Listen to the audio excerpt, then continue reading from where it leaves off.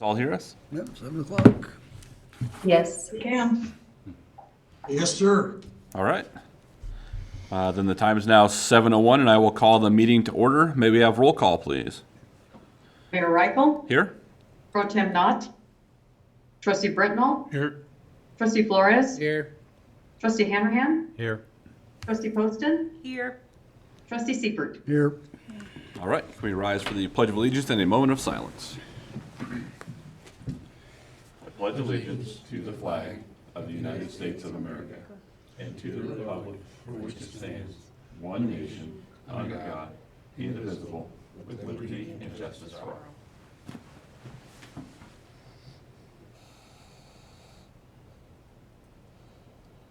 All right. Be seated.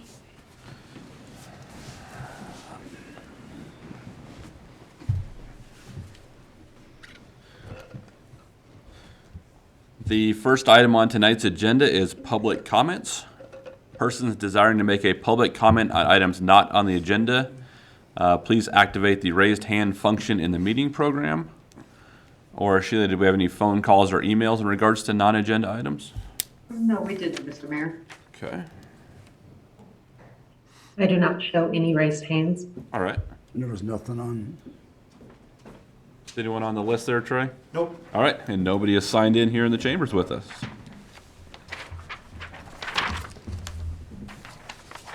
Okay. We will move on to the next agenda item, which is the consent agenda, which contains the minutes of the February 28th, 2022 Board of Trustees meeting and the renewal of the hotel and restaurant liquor license for Brick House Pizzeria.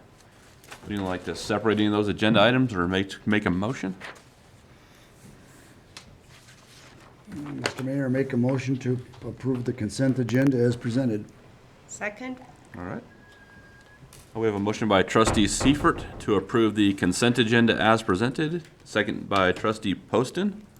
All those in favor? Aye. All is opposed? All right, motion carries unanimously. Do any members of the board have any conflicts of interest with any agenda items tonight? None here. None here. None here. None for me either. How about any agenda changes from staff or the board? Nothing from the staff, Mr. Mayor.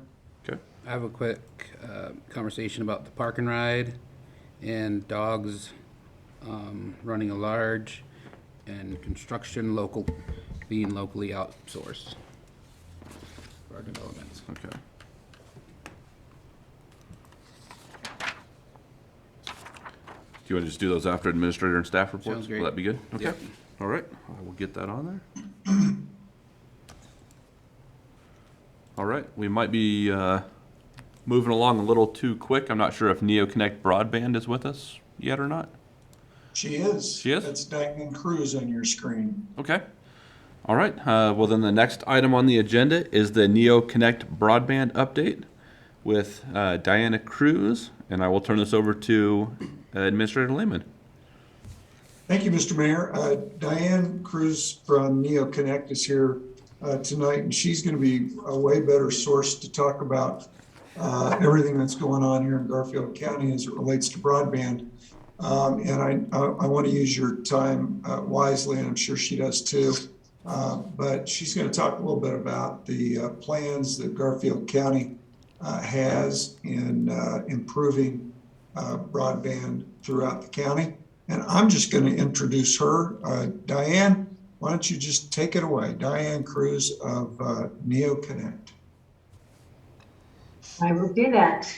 Good evening, everybody. Good evening. Thanks for being here. I do have a PowerPoint presentation that I'd like to be able to share, if that's possible. Am I able to share my screen? I bet we can do that. Okay. Give me just a moment. I need to set it up so participants Okay. can share. No problem. Diane, is this the PowerPoint that you sent that's part of the packet as well? Yes, yes, it is. I thought so. Okay, go ahead and try. Okay, looks like I can do it now. Let me just go to the first slide here. Okay. Let me advance that. So my name is Diane Cruz. I'm the CEO of NeoConnect. We're a consulting firm that provides local governments with broadband planning and implementation. And we've been in business for about 13 years, and I've been in this industry for about 35. So we've been doing this kind of work for a very long time. In Colorado, we have worked with about 49 of the 62 counties and 45 of the cities and municipalities. We are actually based in Glenwood Springs, but we do work all around the country. So I want to talk a little bit about what we've been doing in Garfield County and talk about how this may impact you all and what opportunities are coming up.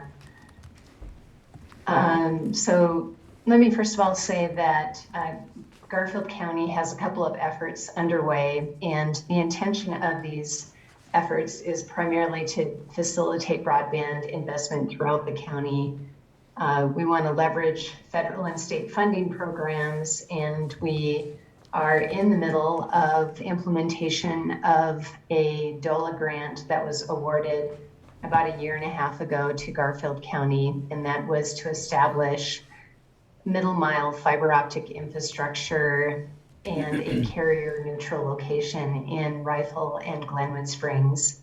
And they have recently applied for a grant, a subsequent grant through DOLA, to expand this partnership to include all of the communities along the I-70 corridor. So that includes the town of Silt, Newcastle. Obviously, Rifle is included in the first grant application, and then it also includes Parachute.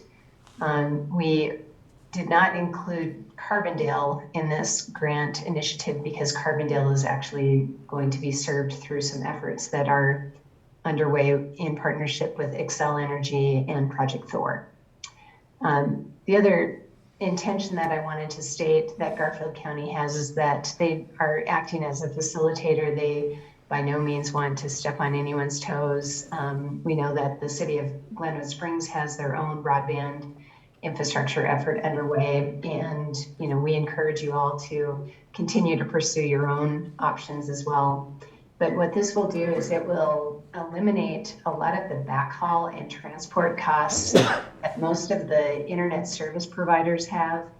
So to get internet access and an abundant internet system, you need to have access to what's called internet supply, if you will. So similar to a water system, in order to have abundant water, you need to have access to water supply. So the same thing is in play for internet access. You need to be able to have internet supply, and most of that is located in major metropolitan areas. For example, Denver, Salt Lake City, Grand Junction does have a number of carrier interconnections, but along the I-70 corridor, in order for an internet service provider to offer services, they have to pay backhaul and transport fees back to Denver. And typically that's based upon a mileage basis. And so it can be very expensive. CenturyLink and Comcast might be the only players that are offering backhaul and transport costs. And so what Garfield County is doing in partnership with Region 10 is mitigating that cost for the internet service providers by building middle mile fiber infrastructure. Region 10, I hope that you're all aware of Region 10. Region 10 is a regional council of governments. It's made up of 6 counties on the western slope.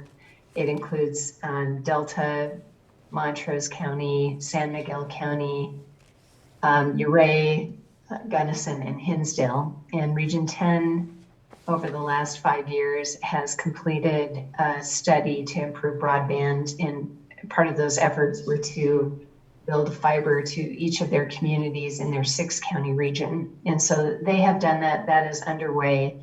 And now what they would like to do is expand into Mesa County and Garfield County. And they're also planning on expanding south into Durango and Cortez, and eventually building up to Colorado Springs and Denver. And they're planning to connect in Glenwood Springs to Project Thor. So this would be a statewide middle mile fiber optic backbone that is very abundant, if you will, in terms of access to internet supply.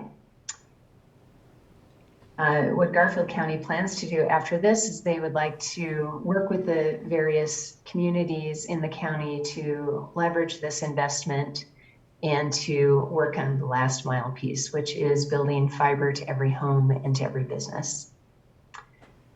And I'll go through this quickly because I want to leave a lot of time for questions. The American Rescue Plan Act has a number of sources of funding. There's $340 billion available for broadband funding. And there's a couple of entities that are offering funding for broadband infrastructure. The Economic Development Administration, or EDA, has an additional $3 billion set aside for broadband infrastructure. The Coronavirus Capital Projects Fund is administered through the Department of Treasury. Each state will get a per capita share of that funding, and the state of Colorado will be getting about $170 million in additional funding for broadband. E-rate is a common funding source for schools and libraries. You all may be aware of the local COVID relief fund, which again was allocated to counties and cities, municipalities on a per capita basis.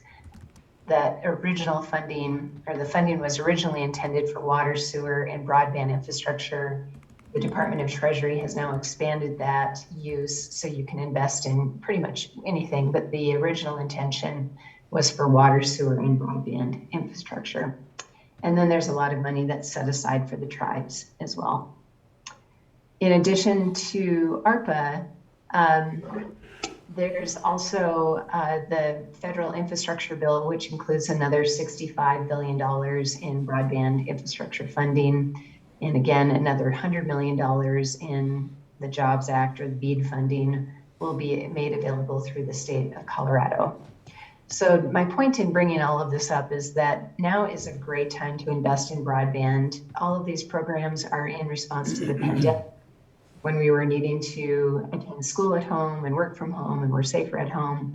The funding is in response to the bright light that was shown on how very limited our broadband infrastructure is, and how if we continue having people work from home, and those are the trends, and people attending classes and workforce development and telehealth applications, these require very abundant broadband infrastructure, which the new standard is gigabit infrastructure availability at homes and at businesses.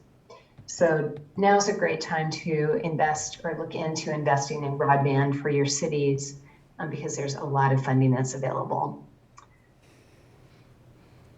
Let me just talk a little bit more about the Garfield County Middle Mile Fiber Network. We are planning to establish carrier neutral locations, or CNLs, in Glenwood Springs and Rifle. I mentioned that project is already underway. It's been funded through a DOLA project. We just recently applied for grant funding on behalf of Garfield County to include Newcastle, Silt, and Parachute. And a carrier neutral location is essentially, it's a carrier grade data center that the service providers can locate their equipment to offer services then for last mile connectivity. But it can also serve as a data center for many other applications. But the original intent is to establish these facilities for the service providers to incent more competition and to reduce their backhaul costs. The grant will cover there's fiber that's actually installed along the I-70 corridor. That was installed last year by CDOT in partnership with Zayo. And Region 10 has applied for funding and has been awarded funding to get access to some of that fiber along the I-70 corridor that would be dedicated just for their use. In partnership with Region 10, we'll be able to light up that fiber and build fiber from the CDOT access point along I-70 into a carrier neutral location in those 3 additional communities. What we need from you is perhaps some help if there's any government-owned facilities that might be able to be improved to allow for a carrier grade, carrier neutral location. That would be really helpful. These are also located in prefabricated buildings. So maybe if you don't have space in an existing building, it might be land that we could establish a prefabricated building. This really provides a great foundation for the county to then improve last mile services or gigabit fiber to the home services. Here's a very technical graph that Region 10 put together. Essentially, it's showing, this is the I-70 corridor, if you will. We will establish facilities along the way in Mesa County and in Garfield County that are carrier neutral locations. We'll then connect in Glenwood Springs to Project Thor. Project Thor is a middle mile fiber that is connecting mostly the northern part of Colorado, but it also has connectivity from Glenwood Springs to Denver. So we will be connecting through Project Thor to Denver, and then I'll show a much wider regional network.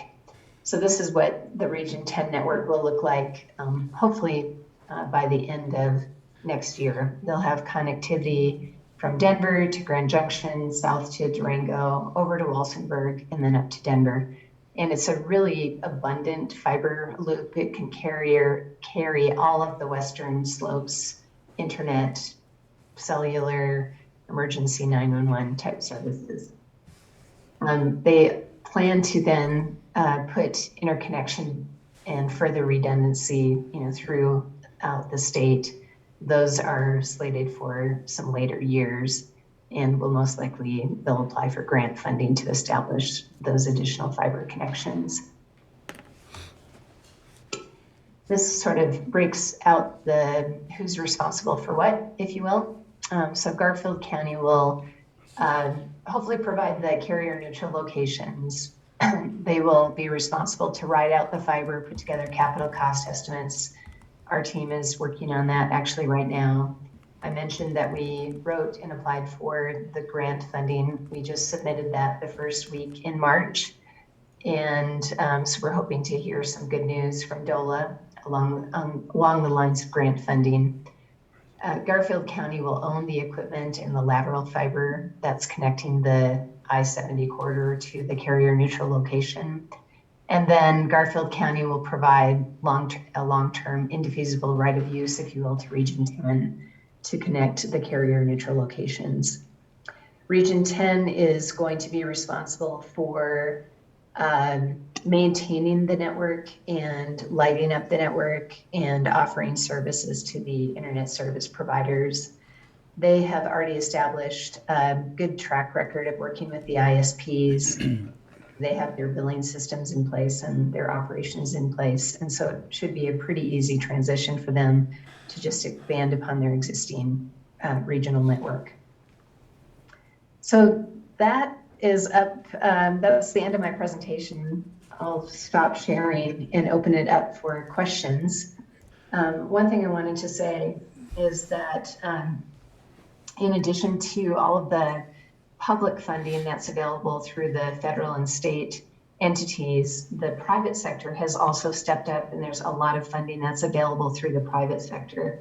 And so what we have seen as a really successful way of improving last mile services is to do a formal invitation to negotiate process or an RFP type process to get the private sector to step up and also invest in last mile services. We did this process in Stearns County, Minnesota just recently, where the entire county was very expensive to build fiber to every home and business. It was something like $45 to $50 million to achieve that. And Stearns County committed to spending $16 million through this effort. And they did this invitation to negotiate with the service providers. The service providers then responded to this request, and most of the county, except for a very small section, will be served with gigabit broadband fiber to the home infrastructure through this process that we went through. And we'll leverage grant programs that are available in the state of Minnesota and federal programs to make that money go further. So at the end of the day, the entire county will be served with gigabit broadband. So I could envision a similar process potentially for Garfield County. Okay, so with that, I'll open up for questions. Diane, I just wanted to ask you to comment briefly on how our towns could potentially work together a little bit. I think you made some good comments about that in our meeting a month or so ago. And the Silt board is going to meet with the Newcastle board actually tomorrow to talk about just a variety of different mutually important topics. So maybe just make a comment or two about that and reopen it. I think that's a great idea. There's strength in numbers, if you will. So I mentioned that there's a lot of federal and state funding available, but the private sector is also investing. And I think it's a great idea to partner with the communities, especially along the I-70 corridor, where you can put together more of a regional plan. And so I would applaud your efforts to meet with the town of Newcastle, see if you could potentially do this with them in partnership with them. Maybe also, Garfield County is planning to do this. I think that they'd be more than happy to do or, facilitate in some way that process. So, I think that's a great idea. And I think now's a really good time to do that. So I guess I've got a question. I'm not a techie guy. I turn the computer on, the internet works, I'm happy.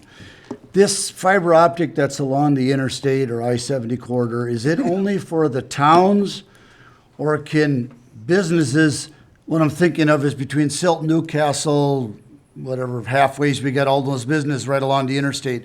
Is that something they can tap into or no? Yeah, so the reason why we have broadband gaps and limited service is it's just expensive to build. So building the fiber network along the I-70 corridor was a very expensive build. For Region 10 to get access to a certain number of fibers, it's kind of expensive. It's, I don't remember what the total cost was for 6 fibers, but it's in the $1 to $3 million range. So it's probably unlikely that a business would get a 20-year lease on those fiber strands. But because that fiber network is there, the service providers can provide services between the communities if they wanted, and provide that connectivity to the businesses. And that's probably a better way for a business to access that fiber than to acquire strands on the fiber. Okay, answers my question. I'm just waiting my turn. I do have a couple questions. Is the Project Thor fiber in I-70 actually active right now? The Project Thor fiber from Glenwood Springs to Denver is activated now. Okay, but nothing west of Glenwood? They have leased circuits from Glenwood to Rifle, and then Rifle up to Rio Blanco. But those are leased circuits, and they, are expensive monthly. And so having Region 10 provide connectivity along the I-70 corridor connecting to Project Thor, you won't have to buy into it, if you will. That will be a service that's available to the ISPs immediately and to the towns immediately when all of the pieces get implemented. Okay. And then my other question is, what's the physical size of the equipment of the CNL? Yeah, great question. So usually the size is about 10 feet by 20 feet. And in order for it to be a carrier grade facility, We need to have security access. We need to have, limitation, duct control and limiting of dust. We need backup power, generators. We need to have space for racks. There's a couple of improvements typically we would need to put forward in order to have a carrier grade facility with the use of maybe an existing facility. Unless you're using it as a data center now, that maybe limits the make-ready expenses. Okay. And then once we have fiber to a CNL and we have an ISP provider come in and offer service, is it then hardwired to every residence or is it over the air? So Garfield County initially was going to do a big wireless or over-the-air infrastructure. And what's challenging, especially in Garfield County, is the terrain is very varied. It's very mountainous. We have lots of trees in the spring. And in order for wireless services to work, you need line of sight. And also wireless services are limited. But many of the service providers may offer wireless services. It's a inexpensive technology to implement, and it's something that can be done more quickly than building fiber, hardwire, if you will, to every home. So I would not discourage a wireless infrastructure. I just would caution you to do it yourself. I would encourage you to perhaps have the internet service providers that are doing it in other areas offer wireless services. And then in order to get gigabit type services, you actually do need to build fiber optic cable to every home and to every business. Okay. But it's a technology that has a long shelf life. So the depreciation schedule for fiber is 20 years, but the shelf life, if you will, is 50 years. So in order to increase the capacity of fiber, you simply just need to change the electronics on both ends to light up another color of light, if you will, to expand on that capacity.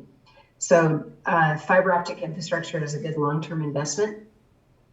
And I will say that the challenges that we're solving today is broadband, but the challenges that we see coming quickly are things like self-driving cars, self-driving trucks, smart city applications, weather events, pollution, climate events, where you need a really robust fiber infrastructure to support some of those applications. So the challenge that we're solving today is broadband, but there's many other applications that fiber optic technology can support. All right. That's everything I've got. I have a couple of questions, Diane. In terms of the funding that you showed us in your slideshow, county funding, state funding, federal funding, is any of that contingent upon your organization's participation? No. No. Okay. And the reason I ask that is I've talked with Nate over at Project Thor a couple of times, actually a bunch of times over a number of years, and he's referenced some of the same funds. But again, I'm not sure what the legal basis for either of you making such a claim is, so I appreciate your honesty. I also checked out your website, and it sounds like there are a number of communities in Colorado that have worked with you successfully and deployed municipal broadband. I've got some written down here: Arvada, Boulder, Estes Park, Greeley, Windsor. How have they handled that last mile piece? And what role, if any, did the county or NeoConnect play in that? So I will say that I am not married to any one particular way that you should solve broadband challenges. We have seen a number of different models successfully implemented. We actually worked with the city of Glenwood Springs early on and helped them write their broadband plan and financial model for their own efforts. So as you know, in Glenwood Springs, they are an electric utility. They're leveraging that infrastructure to build fiber to every home, and they own it themselves and will be offering services. in the city of Windsor, or the town of Windsor, Colorado, they initially implemented a shadow conduit policy and some other policies that are broadband friendly. And with that, they were able to secure a lot of city-owned fiber infrastructure. And they just recently went through a competitive process to select a private partnership. And they will be partnering with a local service provider who will fund building out fiber to the premise or gigabit technology to every home and business. Nice. Boulder's doing a little bit different initiative. They too have amassed a lot of fiber through kind of a shadow conduit policy and working with the service providers that anytime there's fiber being installed, they actually were able to get some fiber for the city's use. They're still looking at ways that they could leverage use of that fiber. They will most likely do their own, they most likely will do a public-private partnership. Cities like Fort Collins and Longmont and Loveland all have efforts to do what Glenwood Springs has done, which is to own their own infrastructure and provide services directly to the public. So there's a whole bunch of different models. We have been involved in really every type of model, and we've seen that successfully implemented. So it's really about appetite. You know, do you have the appetite to own it yourself? And do you have the wherewithal, if you will, to fund it and operate it? We help, communities do that if that's what they want to do. Or we can also facilitate a public-private partnership initiative. But in order to access the funding, you don't have to go through us. But we are a good resource, and we are here locally. We appreciate that. I'll go back to the funding for a second. The funding numbers that you indicated, are those going to assist with setup, deployment, and ongoing operations? In other words, is this program fully funded for 3 years, 5 years, 8 years, 10 years? And what happens if those government funds, as they tend to do, dry up if the economy goes the other way? So the funding is all for capital infrastructure projects, and they do not typically fund ongoing operations or maintenance expenses.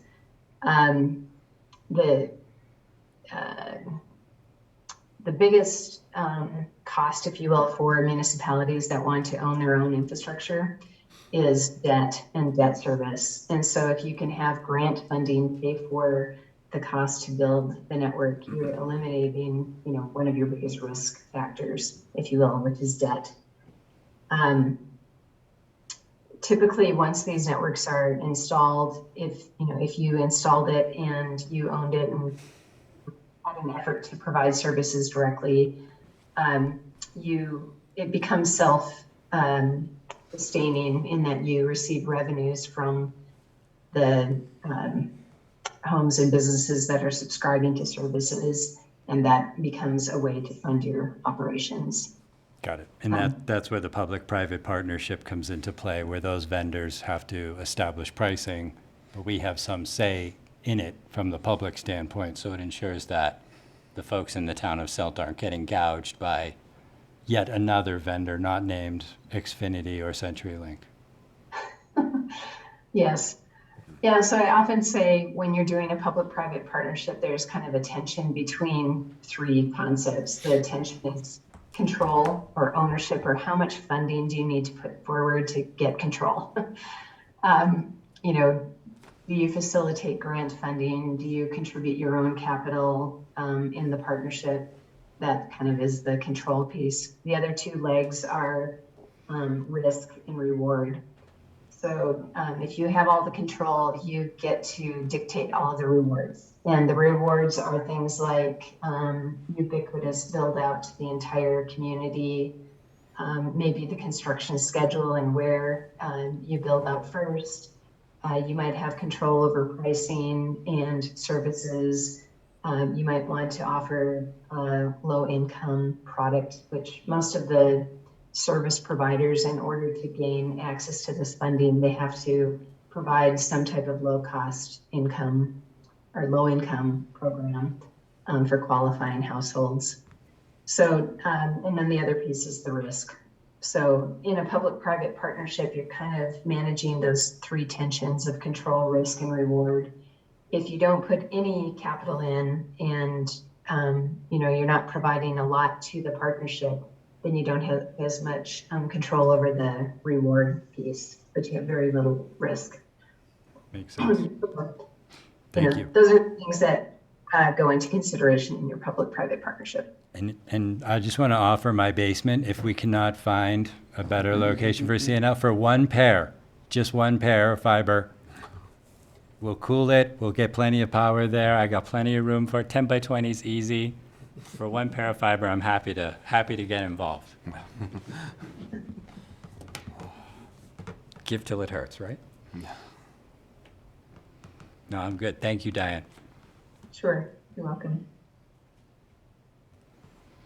Any other questions? I just have one curiosity question, is how many physical fibers run along I-70?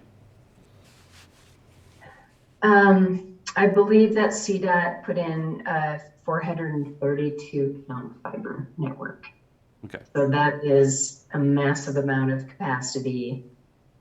We could run the whole Western Slopes internet for, probably 12 to 48 fibers. So they put in a lot of capacity. They're going to retain some of that capacity for some of their own use.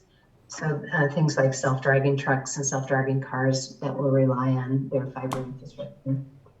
But CDOT has a number of other applications that they're using the fiber for their own use. Right. But they also plan to make it available to other service providers and other entities to use. So the 2 strands they give me won't even be noticed. Come on now. I just wanted to make sure they didn't put 2 strands and expect everybody to hook on. Yeah. No, there's So. no way they're digging a hole that big and putting Yeah. 2 in. Awesome. All right. I have no further questions. It would be interesting to see the list that CDOT has of all the different things that they were looking forward to be serviced by that fiber, wouldn't it? It would be. Would be for me. I'm sure emergency services are rolled in there too, dedicated pairs for fire and police and things of that nature. That would make sense. I thought you were on the list. No. They, Need they to call actually some people. have Try to get on the list. Try to get on the list. they have on their website their Road X project, which is, it's a number of applications that will be supported with fiber networks. So things like they need to know where all of their vehicles are for maintenance and operations. And so all of their vehicles is sending information about their location. So that's one of the applications. They connect all of their kiosks and signs with fiber. They will be supporting self-driving trucks and self-driving cars. There's a whole bunch of other data that they're able to gather. Our cars actually are now equipped with an internet connection, and our cars give off a ton of information. So all of that information has a whole bunch of other applications. To hear CDOT talk about some of the applications, they can predict where an accident might happen based upon road conditions and what's happening weather-wise. And so they can be proactive and work with the local government, emergency 911, first responders to make sure that we have resources available. So we're just scratching the tip of the iceberg, if you will, of applications that can be supported with this fiber network infrastructure. And so one of the applications is broadband, but there's a whole bunch of other things that can be supported with this network. All right. That's it. All right. Well, thank you very much, Diane. Great, thank you. I appreciate your time. Yes, you too. Thanks, Diane. We'll be in touch. Okay, sounds good. Thank you. Yes.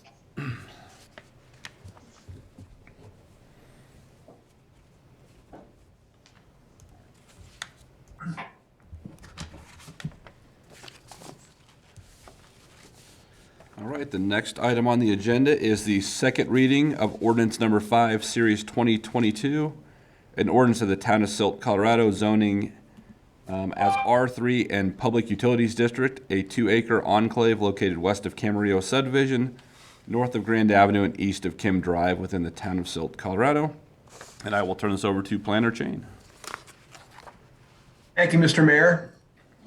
Tonight is the second reading for the initial zoning of the 2-acre enclave.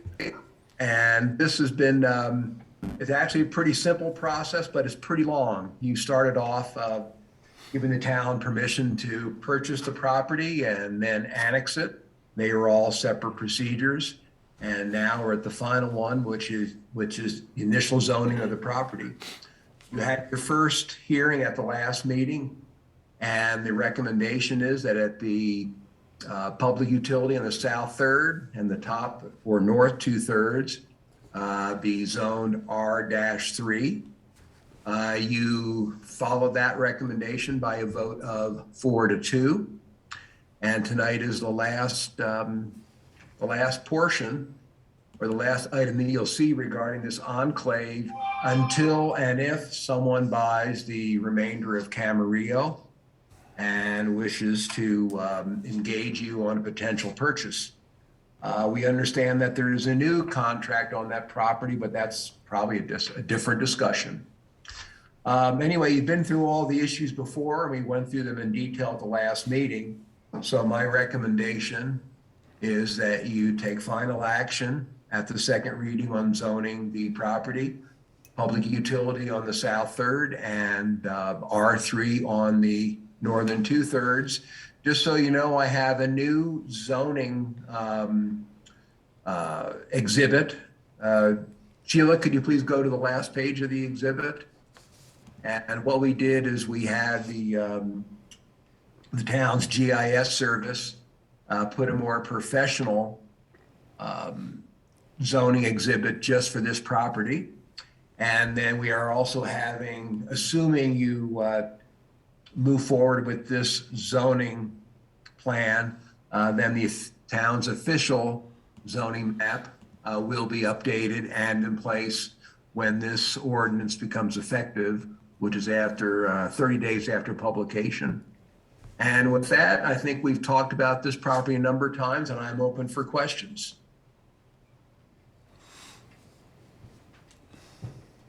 I don't have any questions, but I do have a comment.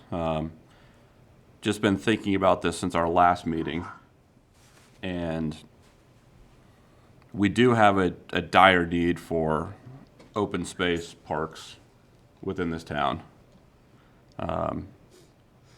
I was all on board with just doing R3 and public utilities, but I've been thinking it makes it easier for us to negotiate with a potential purchase of this if we do it all public utilities, so they know going into the negotiations that we're not looking for a 1/4 of an acre of public utilities within their development, that we are looking for 2 acres within their development.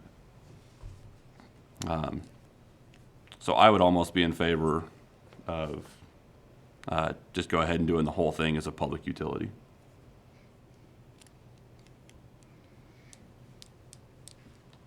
I would too. I think that would be great. Just so we could take a stance of we do want open space for our citizens. So we can trade or negotiate elsewhere as well. I think it's just a statement more than anything, because you can always switch it back to R3 if needed, but yeah. And the term we used before was precedent, and then you note that yourself, Mr. Mayor, and what you just said. I think it is important to put developers on notice that there's a prioritization on open space here. I think it's critically important when we talk about broadband initiatives and economic development and how the town's going to evolve over the next couple of decades. This needs to be an intentional part of the discourse. And I just want to add that we need to do something about not having an open space district as well. And I don't know what that process looks like, but we need to get it started. The fact that we don't have one, and we need to dedicate this as a public utility. When I hear utility, like Planner Chain noted in his comments, I think of, utilities like electricity and plumbing, I don't think of swing sets. I don't think of playgrounds. I feel like that nomenclature needs to be updated in the zoning language as well.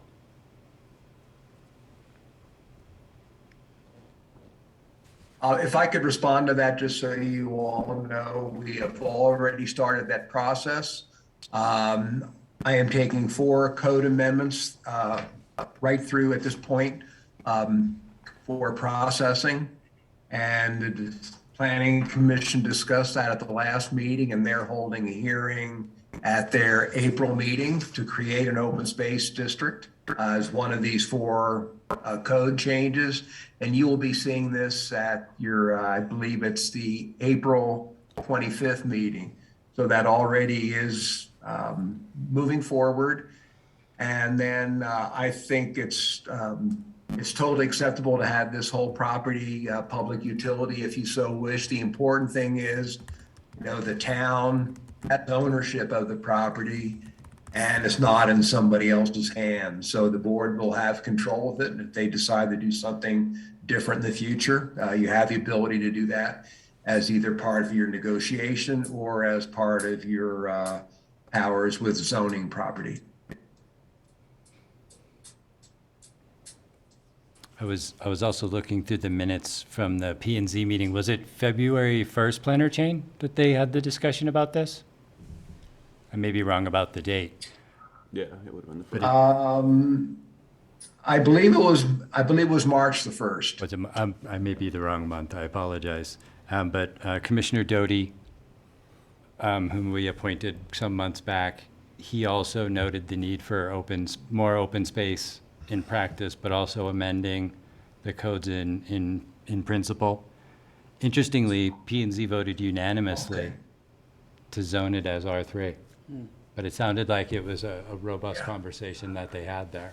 And I was a little surprised by that outcome, to be honest. I thought there'd be a few dissenters. Excuse me, that the discussion for the zoning was on February 1st. The discussion for the code changes were on March 1st. And by the way, I also informed the Planning Commission of your vote 4-2, and there was conversation about keeping it open space, at least for the time being. And then there was more discussion, and then it was said, well, it could work as a dog park, it could work as this, it could work as that, and it could also work as R3. So that was also a good discussion. And it's a tough property because it's long and it's narrow, but it just could be a nice field. You could make it where people could have some passive enjoyment, or it could be a dog park. They all have pluses and they all have minuses. And it can still be mixed use in the sense of maybe it's not 1/3, 2/3, maybe it's half and half that ends up being a park versus residential. Right. I'm more concerned with the messaging and the precedent. We all know it can be changed at some point in the future. I don't think there's any disagreement over that. But I think sending the right message to developers right now is critical. And I'm an advocate of open space. And our citizens, True, open space true. for our citizens. Yeah.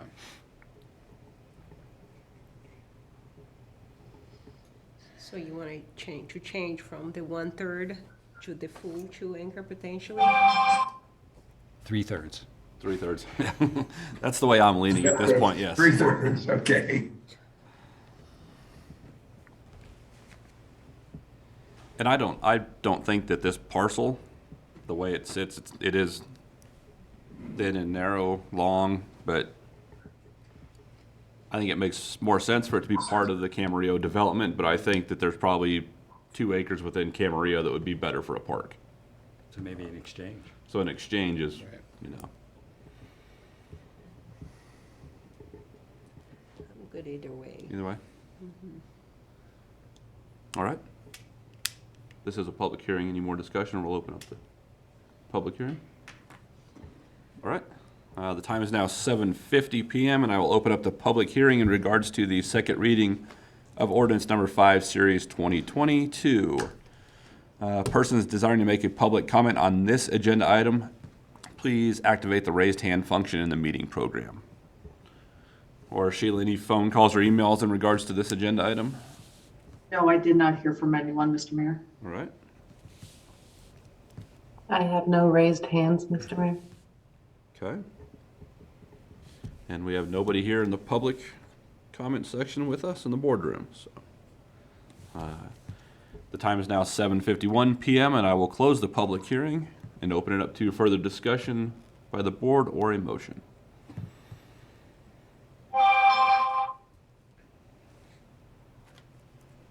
Mr. Mayor, I make a motion to approve the second reading of ordinance number 5, series of 2022, as presented. Okay? So that would be Just keeping, as it is, okay? All right. What do you want, like the second?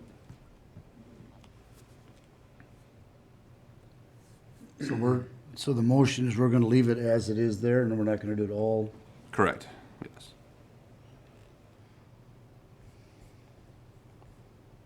Mr. Mayor, I'd like to make a motion. Do I make a motion now? We gotta Okay. see, is anyone gonna second the? Okay. The motion to approve ordinance number 5, series 2022 as presented has failed due to the lack of a second. Someone like to make another motion? Mr. Mayor, I'd like to make a motion of, on the second reading of ordinance number 5, series 2022, to zone the whole 2-acre enclave located west of Camarillo subdivision, north of Grand Avenue, and east of Kim Drive within the town of Silt to all public utility. Second. We have a second. All right. We have a motion by trustee Flores to approve the second reading of ordinance number 5, series 2022, amending zoning as R3 and public utilities to zoning the whole 2 acres as public utility district. Motion was seconded by trustee Hanrahan. All those in favor? Aye. All those opposed? nay. Motion passes 5-1. Thank you, Mr. Mayor. Thank you. So, Mark, what's the process now? Because. So do we have to have another reading because we made such a substantial change from the first time it was approved? I don't think you do. The purpose of the second reading is to give the public and the board extra time for thought. So if someone or suggests a change, you can do it. But as my experience, this was the second reading, and what your motion is today is what the zoning would be, and then it would be published, and then the zoning would become effective. Could you please confirm that, Clerk McIntyre? I concur with everything you just said, Mark. Second reading will be approved as the motion was made, and it will move forward. There you go.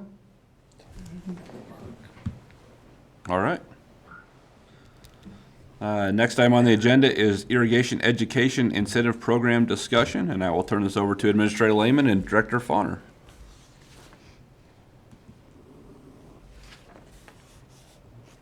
Thank you, Mr. Mayor. We've talked about irrigation a few times, going back to 2020 when we had a situation where we actually didn't have enough water in the tanks to service all of our customers. And so you might recall that we went out and we put together a program, a relatively elementary program in increasing supply, such as upgrading pumps and pipes to handle more water, and then also to decrease demand. And we passed an ordinance as well to work on the demand reduction side. Since then, and I might point out too, for those who don't know, the town developed this irrigation system back in the 1990s so that it would reduce the impact on the drinking water supply that was being used for irrigation purposes, and put this irrigation system in, which I think has served the town very well over the years until 2020. So I think, and then after that plan was put into place, last year we did remarkably better. I think Trey can testify to the fact that our system was noticeably more robust in terms of reserves, or in terms of the tanks being full when they needed to be full, so that we could provide the service to our customers. So we've done a lot of work, I think, passively, really, with education, and then more actively with our police department, going out and knocking on doors when they see, water topping over curbs and running down the drain or down the curb, or people irrigating on the wrong day, or what have you. And I think that made a lot of the difference. So we've sort of now kind of been moving, I think, beyond that, and we started talking about some other sort of water-wise steps,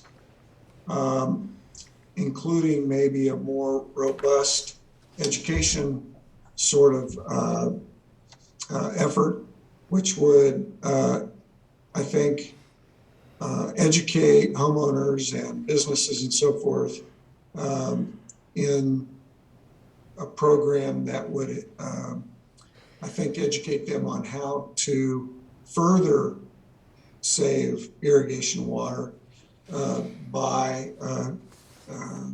converting turf grass to native species, planting native species, and more of a xeriscape sort of lawn or areas, yard areas. I think when most people, at least in my case, when I used to think about xeriscape, I thought about rocks. And I've since been educated that that is not necessarily the case. Xeriscaping can be very attractive, and it can include some plantings, ground cover plantings, that can be just as green as and as durable as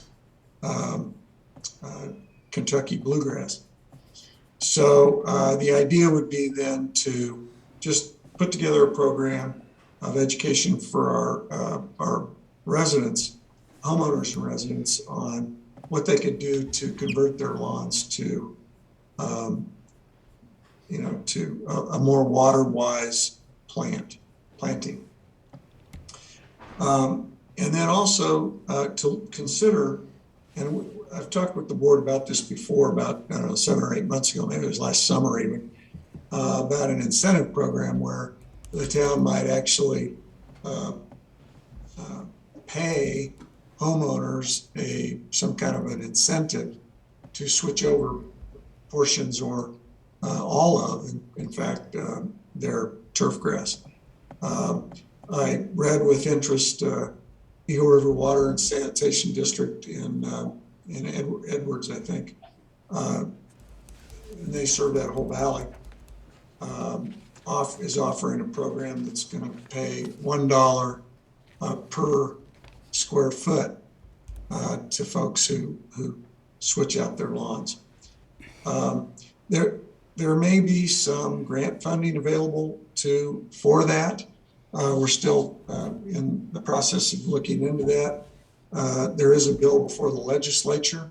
I don't know how far it's gotten at this point. I just saw an email on it from Friday that said it was still kicking.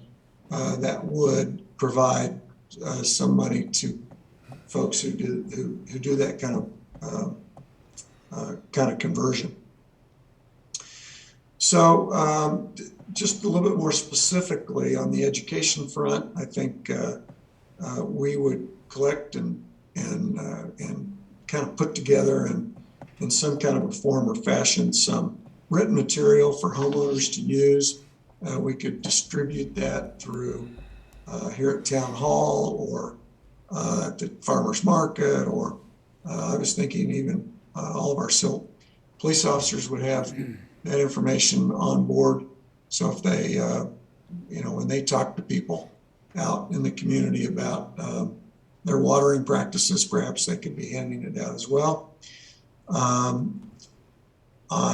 Trey and I have picked out 2 sites in town where we could put together a demonstration installation of low water native plants for use in this environment of Western Colorado. One of those right out in front of Town Hall. In fact, I think we already have a volunteer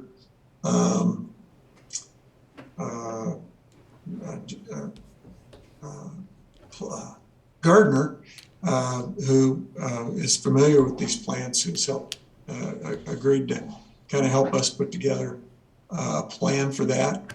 And then we've looked at, and I've just blanked on the name of the park. Help me out here, Trey. Gateway or Shire? Say it again? Gateway Park or, Gateway. okay. We've gone out and looked at Gateway with one of the Colorado State University Master Gardeners, Extension Service gardeners, Master Gardeners, to look at that as maybe another potential. And that would be more of a long-term, I think probably 2023 demonstration area. The one here in front of Town Hall, we could actually do this year. So those are two things in the education arena that we have sort of committed to doing. And then, and we want to get your input on that, of course. And then also on the incentives. I know we really don't have probably enough information for you all to make a decision. We certainly don't have enough information at this point, but kind of wanted to just let you know that is out there, that there probably are some grant opportunities for that. Obviously, most obviously, it probably requires some grant match from the town, but it might be something that we might want to consider. So I guess with that, I would just open it up for some conversation, kind of get your immediate thoughts on where we've been, where we are, where we're going. But I should, before I turn it over, I do want to thank Trey for his work on this as it relates to where we were and where we've come from. And that is the great deal of work that he did on securing grant funding through the FMLD, and then installing over the course of 2 summers some pumps and pipes and so forth that he's done with his crew and private contractors to make this thing happen. We've run into a few snags along the way. One only has to drive on 7th Street to see some of them, but we are moving forward, and we're happy with the progress we've made. And we also have a brand new street sweeper, so we can sweep it all up when we're done. So let's open it up, and I'd like to hear your comments. So I did some reading up. It's House Bill 1151, Jeff, and the sponsor. It's in committee as of I think Sunday, or that's when I last checked online for an update. The main sponsor is a representative from Montrose. I don't remember their name, but if you want kind of the blue collar version of it, the Post-Independent had an article in the last 48 hours called "Cash for Grass." I kid you not. And it's about this bill. I'll look that one up too then. Thank you. I also double checked, and AGNC does not currently have this on their list of bills that they're watching or trying to influence the outcome on. Now, whether or not we want to try and get it on their plate, I'm happy to bring up if you all think it's worthy of it, but it's not on their list of legislation that they're trying to impact right now. And it has not been since the beginning of the year. Grass is not a high priority.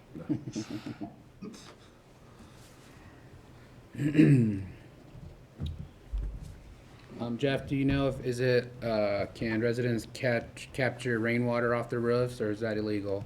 It's legal. It's legal? That's an idea too, to educate people on doing. Good thought. Just put a barrel at the bottom of your gutter. Water your garden? Brilliant. Yeah, that Used got to be changed illegal a in few years Colorado. back. Yeah. it was Subsidize illegal. the barrels. There you go. Provide barrels. That got changed a few years back. Did it? Yeah. Yeah. About 3 years ago, I think it was, they changed it. That's brilliant. So, Trey, does House Bill 1151, that may remove the cost from the town in theory? It's been a couple of days since I read the bill, and it's written in lawyer language, so I knew about 10% of it. But it sounds like if those funds are coming from the state, there may not actually be any financial impact on the town. You may just be the messenger and connect the homeowner or the group or the developer with that state level party to get that offset done. Yeah. I have to read through the bill. I didn't know it was in. It's an insomniac's delight. I'm sure most of them are. Most of them are. Read the post-independent version.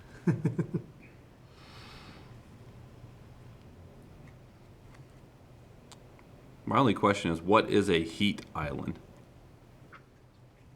It's one of the lists in there. We're going to end heat islands. Heat islands, a good example of a heat island is roundabouts.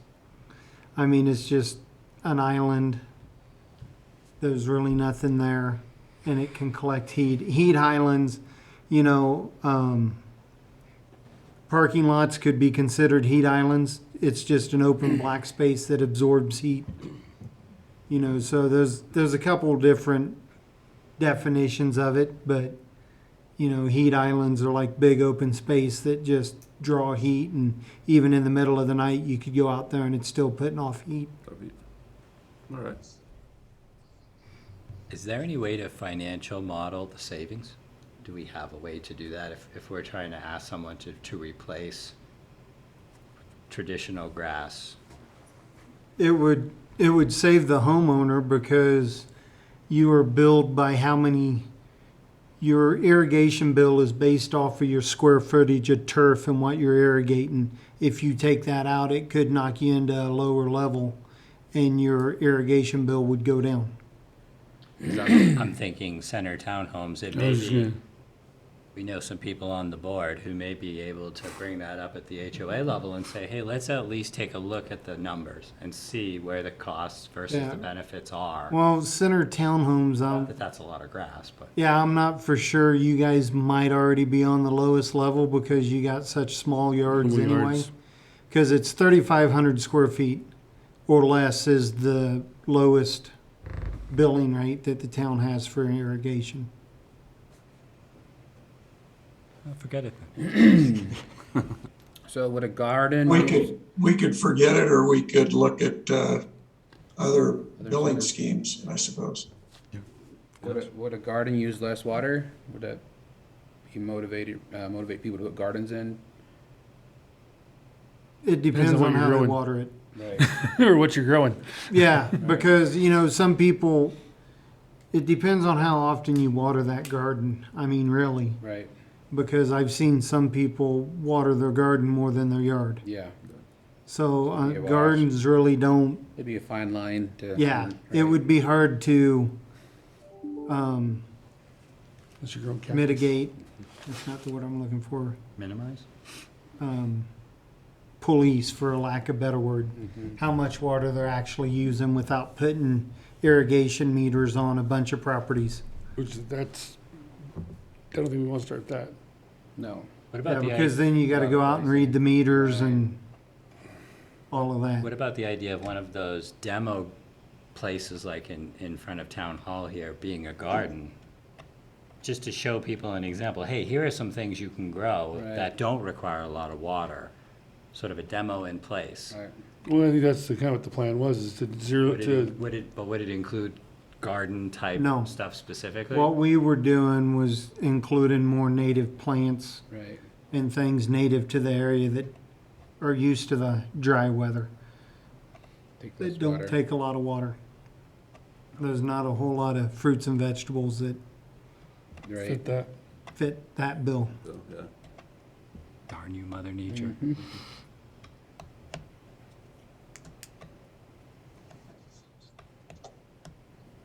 No questions for me? I got nothing on this one, yeah. Any conversation at all, any thoughts about Incentive. an incentive program that would actually pay homeowners to convert as we've talked about? I guess, I'm not against it. I think it's similar to like, basically almost, you could do like, I mean, it wouldn't be quite a match thing, but like we match for downtown to make that, beautify that. It's a similar idea, really. It's just, and then having more efficient use of our irrigation water that we have access to, so we're not running through it as the town grows, so. But I would definitely want to have a better idea of where the money's coming from before we start handing it out. I would have, maybe start with new construction, give them some discount if they do a zero-scape yard or something. I mean, I'd have no quarrels starting there, maybe someplace. I like that. That's a really good idea, Jerry. Just new permits, say they're gonna do zero-scape, we'll knock off whatever off your permit. That way we're not really taking any money out. I mean, but it's, it's a thought. I mean, Yeah. it's some place to start, see if it works, see if we get any takers that way. yeah. I guess I'd have to, along with trustee Hanrahan, is quantify what savings there are. I mean, if I reduce my yard by half, what's that actually saving the town? And if it saves us $50 in irrigation season and we're giving the guy 100, then there's not any sense in doing it. So we'd have to know what we're giving and what we're getting before I'd be behind a plan on. And the House bill also factors into that, because if they're giving back X percent, and then if we do a match, twice the benefit for the same cost, and then maybe it changes that no to a yes. Yes, yeah. When you look at those two incentives combined. Does that, I mean, it sounds like we have to wait, Jeff, just because we don't know where that House bill is gonna end up, and we don't have enough quantifiable data, but I really like, Jerry, your suggestion. I think that's a great place to start. I'd like to explore that. Another thing, it's a thought, my daughter lives in Clifton, and those houses down there, they give them incentives if they buy, it's a low flow irrigation heads. They got, different, how your irrigation heads and stuff are. If you can show that these are low flow, whatever, and it's amazing what you can save on that. So, I mean, Well, and there's, it is in town code that any new construction, they have to be 3,500 square feet there or is. less of grass. okay, Which is Also, already the lowest That's the lowest. yep, charge area. All right. any new construction has to be under that.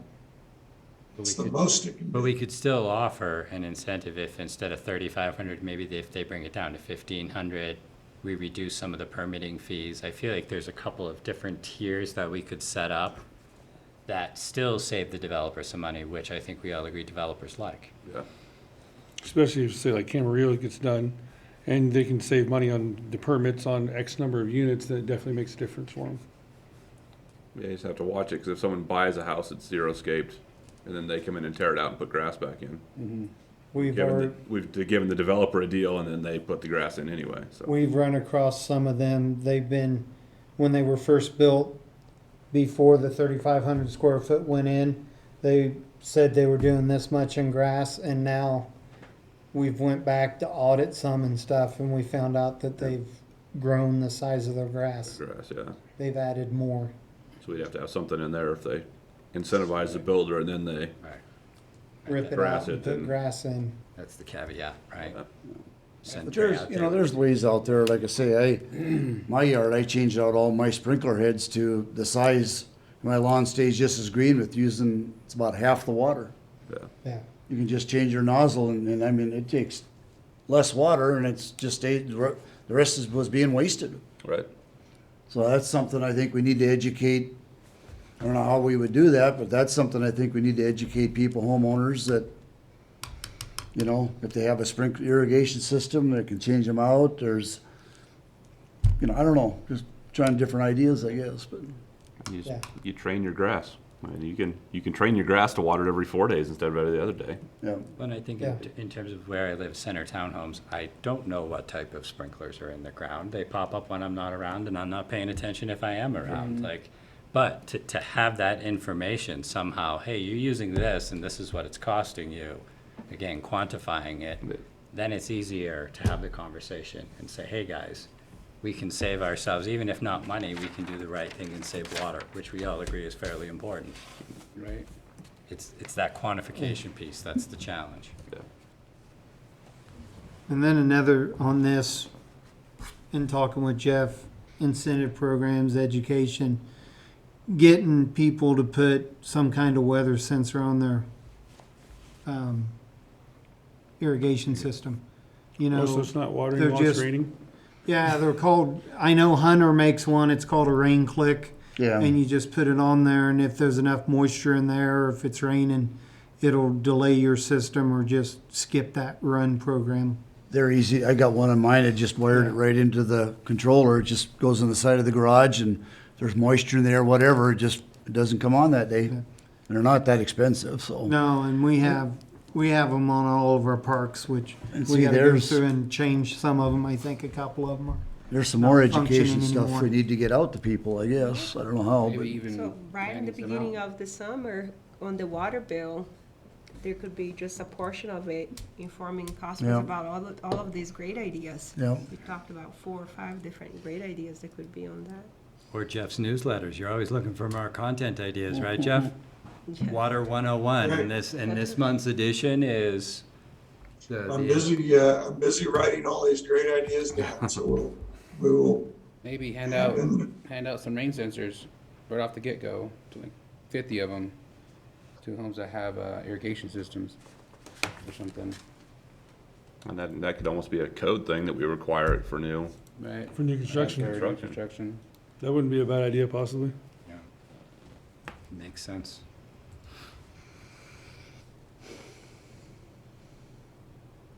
Sounds good. We will move forward on those fronts and bring you back some information here soon. All right, sounds good. Thank you, guys.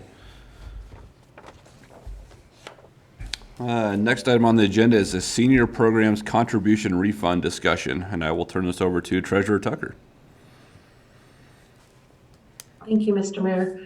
So every year we make a contribution to the senior programs for meals and rides, and this is a refund for the traveler. We originally contributed about $6,700, and it cost about $5,200, and so there's a refund of $1,400. And we have the choice of getting the entire refund, doing some kind of percentage that the town gets back some money and then stays or gives RAFTA the rest of the money to put in their capital improvements, or giving RAFTA all of the refund. And it would be you guys' decision for that, and you let me know and I'll let them know, and they'll cut us a check or they'll keep the money.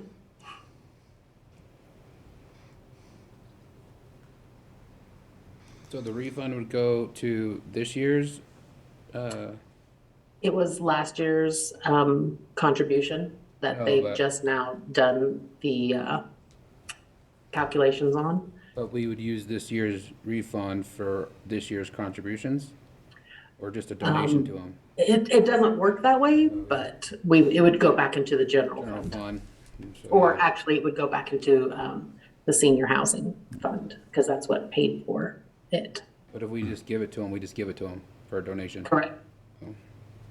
Correct. And so it doesn't, and it will not affect this year's budget because it was last year's monies. Are there any other senior programs that we could use the money for?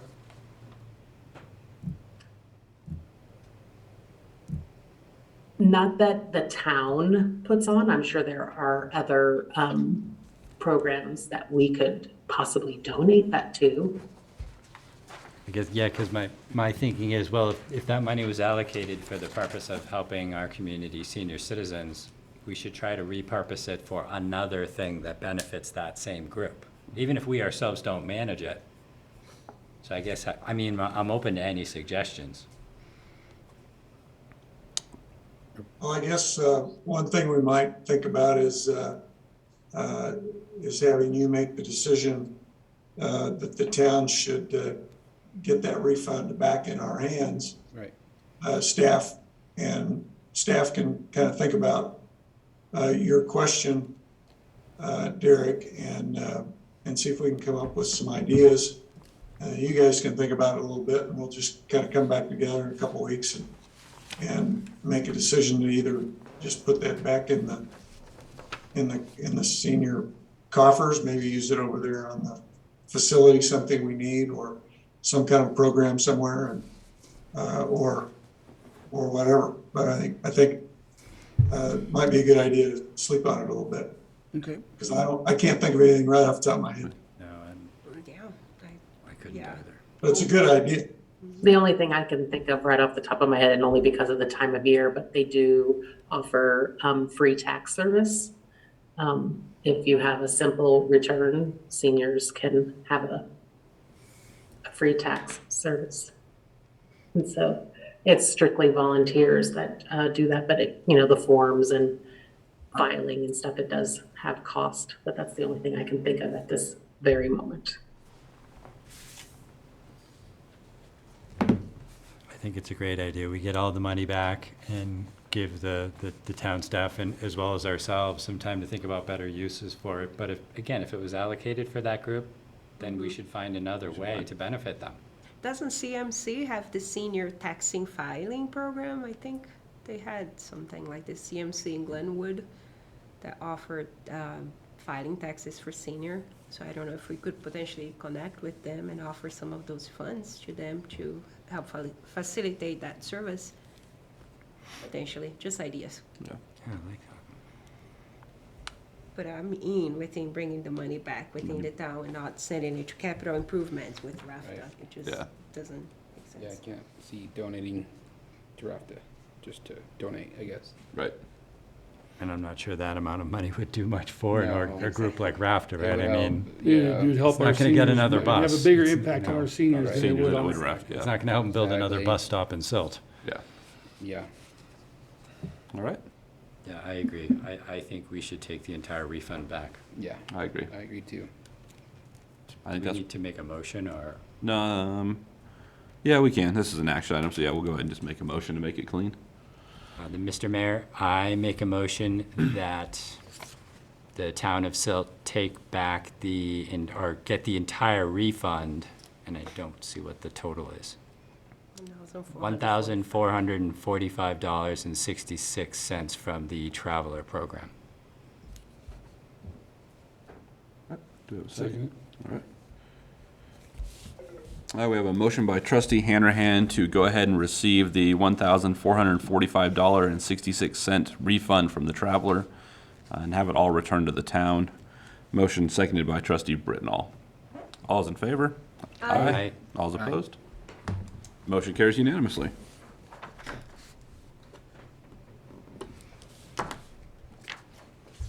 Thank you, trustee Tucker. Treasurer. Treasurer Tucker. Thank you, Mr. Mayor. Someday. No, No. I don't want the cut and pay. Yeah. Next item is the 13th Street Cactus Valley Ditch Crossing discussion, and I will turn this over to Director Fawner. Thank you, Mr. Mayor.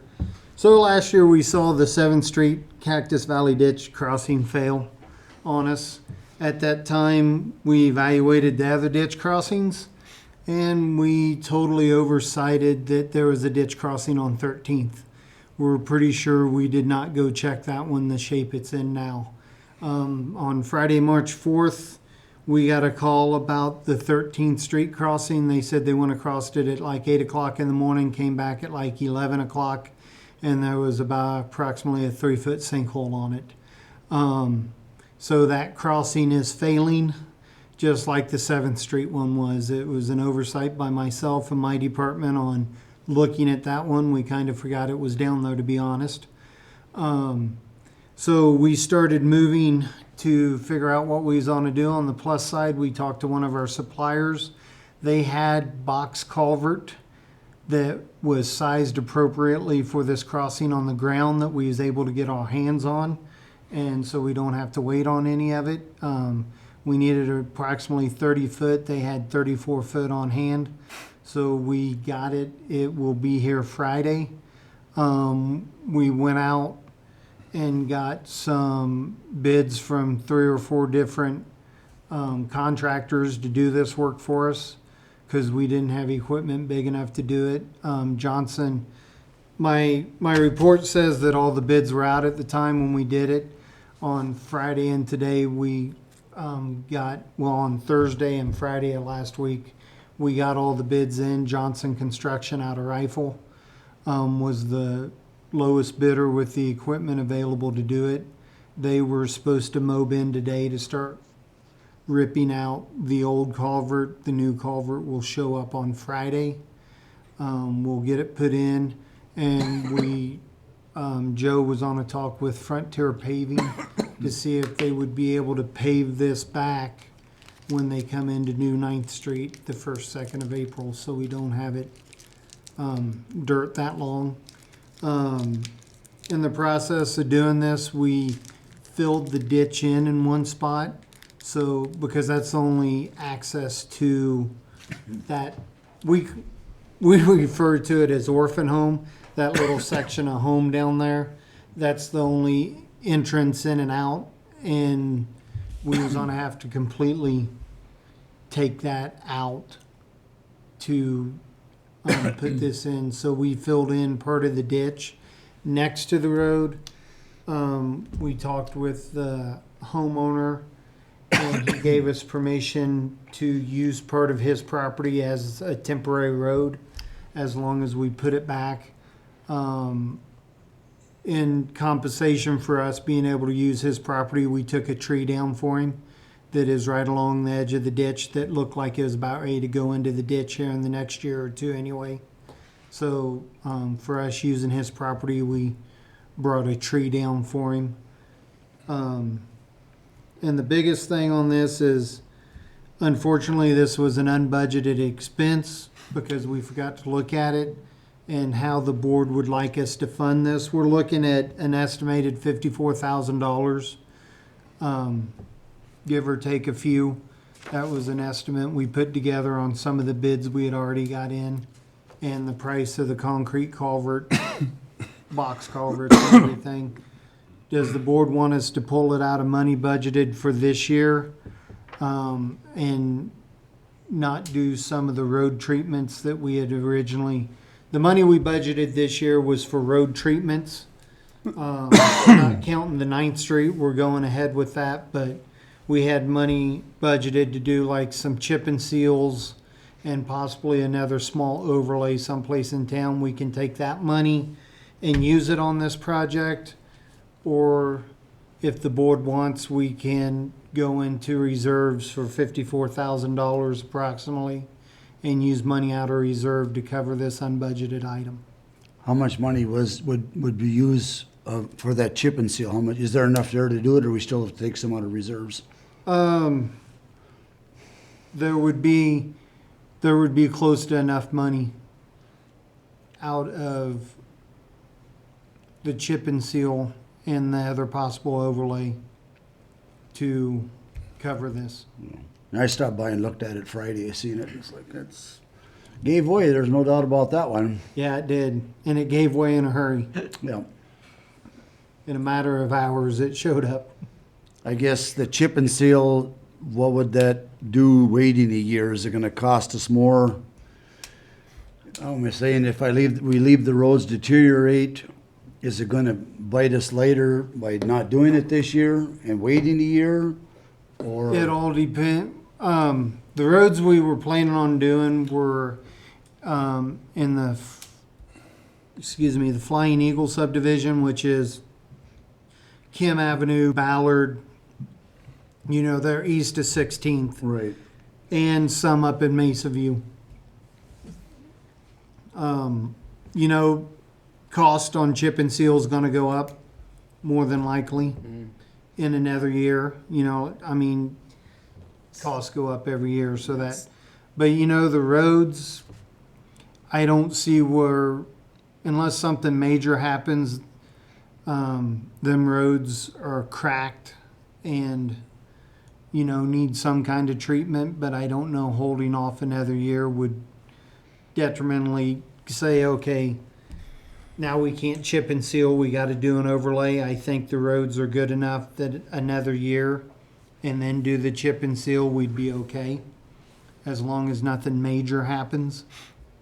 I'm just thinking about, you know, if there's cracks and stuff and we get moisture down in there, is it gonna, Yeah. you know? Well, you always have that. Yeah, with all but I mean, if we roads. chip and sealed, that would take care of that. I'm just thinking a year, is it gonna come You know, back? it's another freeze thaw cycle. Right, the is winter another and freeze thaw everything, cycle, and- is it gonna cost us more than the 50,000 next year? Is it gonna be worth it to hold off, or? Yeah.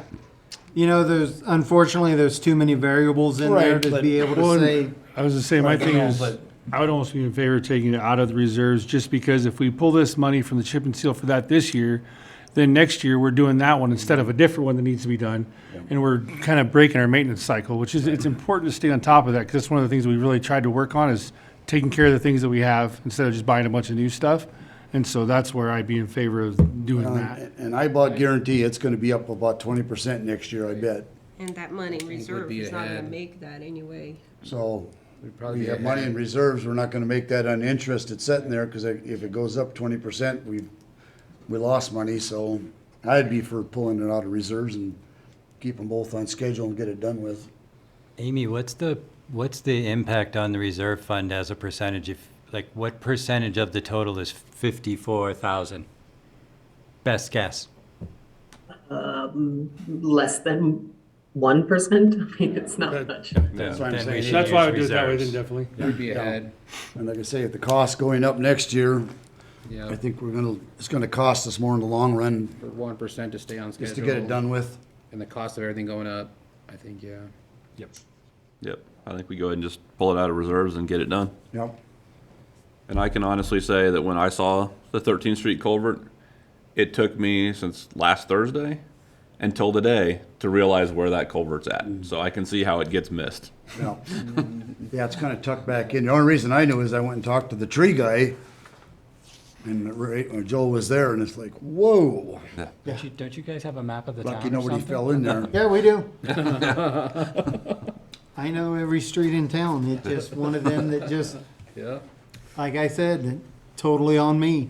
I just overlooked it and thought the Thank you major for ones and. Thank you for reminding us that you're human, and you're not perfect. I know. Mr. Mayor, do we wonder there need a for a little motion to take this out All of those reserve? meetings you're in. I saw your report. I'm like, that's a lot of meetings. Yeah.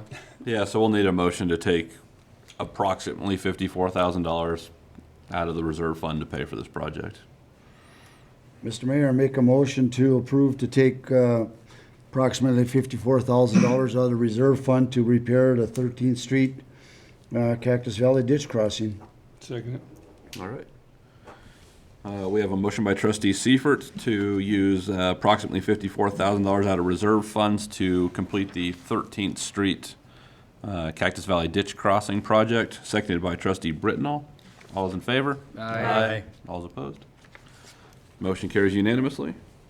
Thank you. Thank you. Thank you for coming up Plan B to get a road in for those people Yeah. too. So, Yes. and next up on the agenda is administrator and staff reports.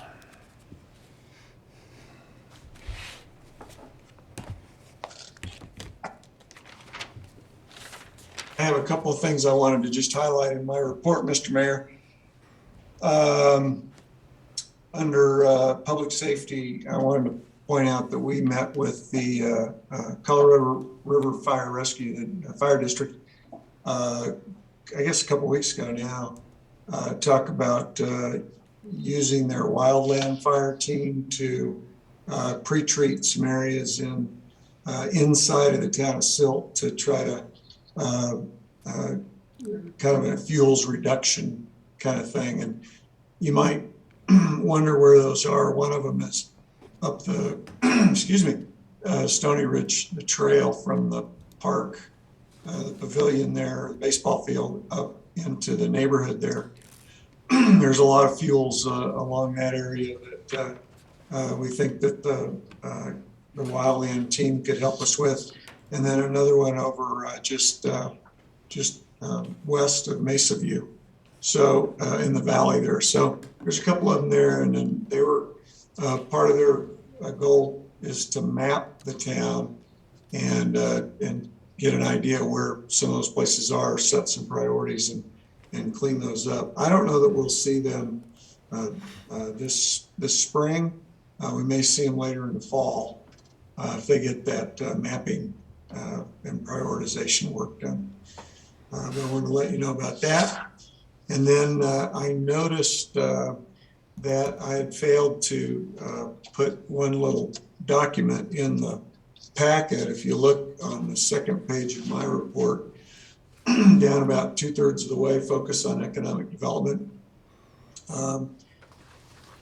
I put it out on your table tonight. It's marked draft description, Colorado River Valley Economic Development Partnership.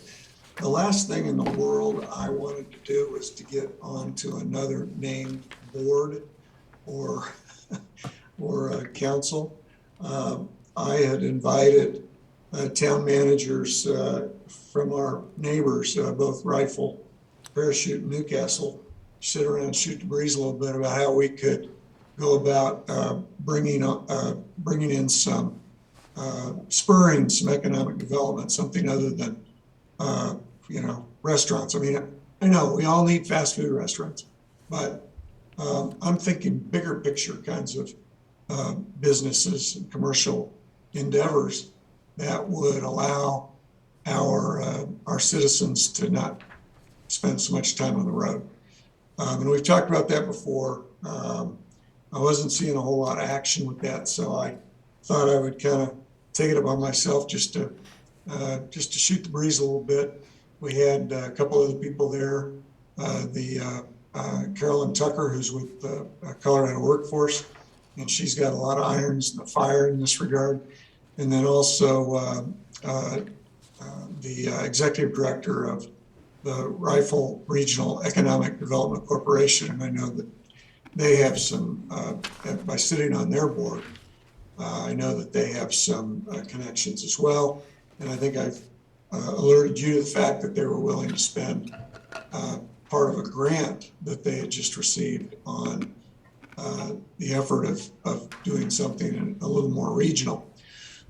So I think take a look at that description. We've kind of just thrown some stuff against the wall, and we're going to meet again and maybe make some assignments and invite some other people who we think will help. But you can see that there are some things in that last paragraph, some things that I think we've talked about. At least I've talked with some of you individually and together about some things that we might be able to go after.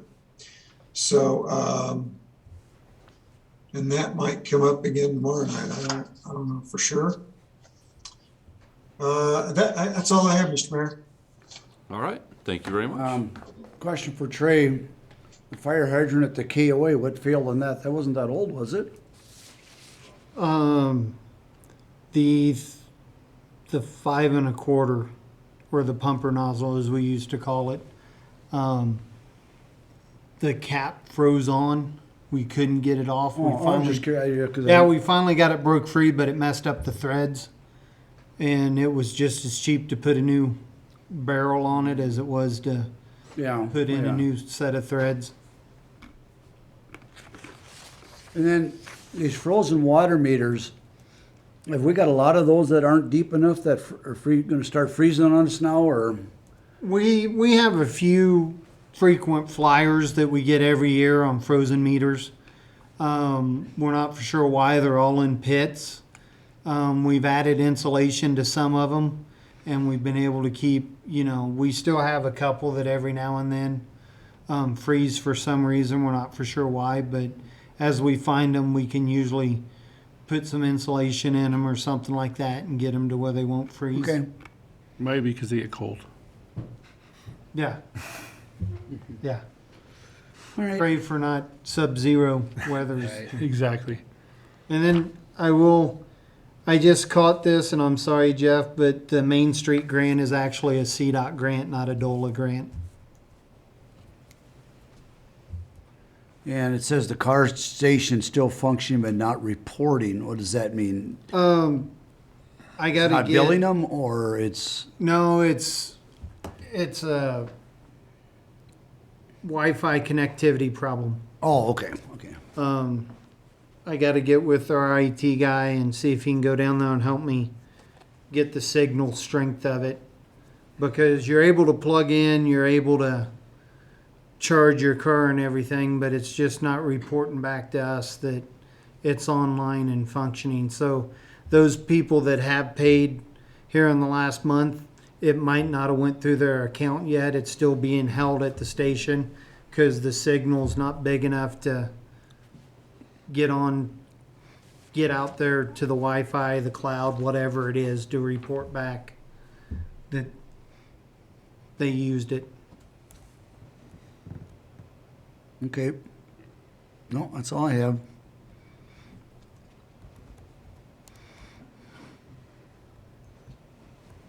Anything else for Yeah, staff? my turn. Okay, yep, we'll go ahead and, Mr. Mayor, I'm sorry, I had one other thing I wanted to remind the board about. On our next meeting, March 28th, we're having, the entire meeting is going to be devoted, as you'll recall, to a strategic planning effort with Dana Lavak from DOLA is going to come and facilitate a strategic planning session. And there will be virtually no other topics, I think, on that agenda. There might be one other thing that I recall, I'm not recalling right off the top of my head, but the idea is to spend about 3 hours just talking about long-term future for Silt and how we get there. And, we'll talk a lot more about that. The idea was that we would spend one full board or work session on a regularly scheduled evening. And then if follow-up sessions were required, or at least I was kind of thinking there might be one follow-up session required, we might do that on an off Monday.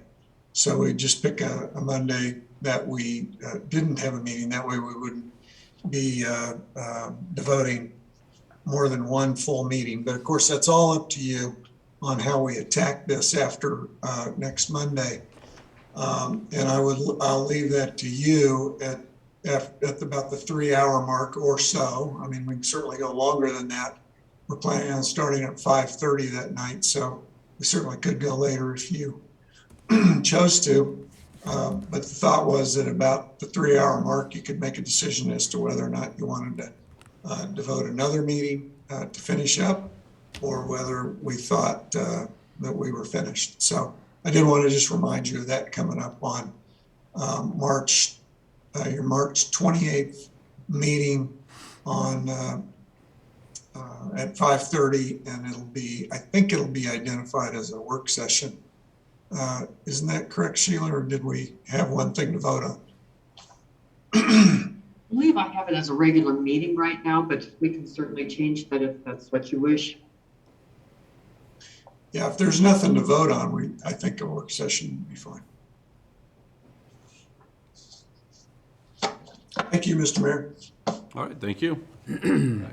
Trustee So Forrest? just I had said I'd pass some information on, ask some questions. Silt Park and Ride, we talked about that. CDOT is gonna throw some rock down this year, is that correct? I know I brought it up before, and I had does anyone else remember that, or did I just dream that? I think I might have just dreamed that. Is there a chance the town can reach out to CDOT and see if they get the mud pit covered with rock at the Park and Ride? And then, a homeowner here on Grand, somewhere between 9th Street and the Veterans Park, she said that she had reported a dog that she know has bitten its own owner, so a ferocious dog, and the PD never showed up. And she watched the dog all afternoon, running around at large. And then my third thing is, I have a bunch of construction workers, neighbors that own businesses, and they were curious about some of these developments coming out to bid. If that's gonna be advertised for locally, for Silt construction, contractors. For town projects, we do that, but for a private, Private? there, yeah, I mean, they put it out to bid. Put it out and to bid on their yeah, own. It's Okay. all on their own, yeah, we have nothing to do with that, Right, okay, I told them I'd ask yeah. on that. And then, is the brew pub still coming? Does anyone know? Or are they I've heard, there's a Yeah, I heard a rumor that they're moving. leaving town due to some issues with the landlord. The last I heard, and maybe Sheila can, maybe she has more current information. My understanding is that they've ironed out, last I heard, they had ironed out whatever differences they had, and he was still planning to open sometime in March. Yeah, and I had contacted the state, I believe it was last week, trying to get a status on their brewery permit, and it sounded like it was still in the works. So based off of that, I thought it was still going forward. But they don't have a CO? No? I don't know, Nobody not my knows. department. Yeah, has the town done any inspections at that Yes. place yet? They do have a CO. No, I don't think I haven't heard about a CO. We'll check on that, but I know we have done inspections and inspected progress on some of the work they've done over there. All right, Seems unlikely they're gonna open in the next 2 weeks with Right. no brewing permit and no certificate of CO. occupancy. We'll see. Maybe a lemonade stand on the side of the street. so, yeah, so. Okay, Well, thank you. thank you. We'll just, Trustee Hanahan, anything for tonight? Just happy Pie Day. For anyone who isn't a nerd like I am, who just thought of it as soon as I woke up. I know. I'm not a You nerd, I can- like pie. You can laugh out loud. Not that kind of pie. Another good conversation about the zoning. I certainly appreciate having them even when I'm in the minority. So thank you to everybody for that again. That's it. All right, Great meeting. I will not be making tomorrow's meeting, Newcastle. I apologize. Work constraints. all right. Trustee Britnell, Not right now. Trustee Poston? Just want to thank the town staff for the work they do and for jumping on and solving problems really quickly, and to always informing us and helping us serve the citizens, and that's about it. All right. Trustee Steve? Not much, good meeting. Just put it out there for anybody watching. Election's coming up, make sure you get your ballot in and vote. All right. The only thing I've got is the other day, actually it was maybe today, when I drove by where the new culvert is at 16th Street, hit that little park down there. The grate was off the end of the culvert. Okay. We will see why that was off, and because we usually try to tie them on for that very reason. Yeah. We try to secure them. Yeah, there's some kids playing with it, so I'm sure they figured out a way to remove it. Yeah, Yeah, there's a hole, they want to play in it, so. exactly. Yeah, so, other than that, I've got nothing, so. Next item on the agenda is adjournment. Mr. Mayor, make a motion to adjourn. Second? All right. Motion by trustee Seifert to adjourn the meeting, seconded by trustee Poston. All's in favor? Aye. All's opposed? Motion carries unanimously. All right.